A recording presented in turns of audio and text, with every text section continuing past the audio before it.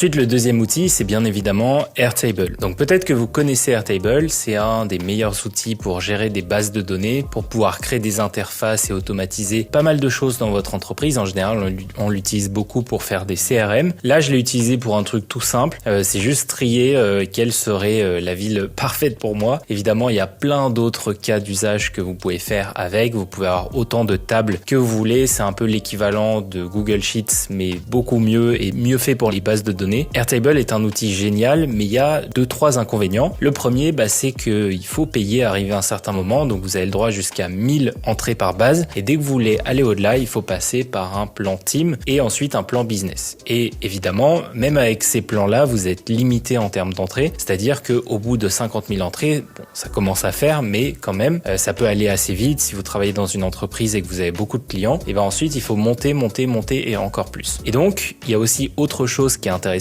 c'est le fait que ici, vous payez en fonction des crédits d'IA. C'est-à-dire que Airtable a ajouté des colonnes un peu intelligentes où vous pouvez intégrer de l'IA directement ici. Donc là, vous allez ici et vous allez ajouter des champs IA. Donc vous allez tout simplement ici, vous sélectionnez n'importe quel champ de texte et là, automatiquement, vous pouvez automatiser ce champ grâce à un agent. Et donc là, vous pouvez définir un agent. Sauf que ici, vous voyez que ça consomme des crédits et nous, ce qu'on veut éviter, c'est justement d'être un peu emprisonné dans l'écosystème d'Airtable, c'est-à-dire d'être limité en nombre de crédits et ensuite devoir toujours payer.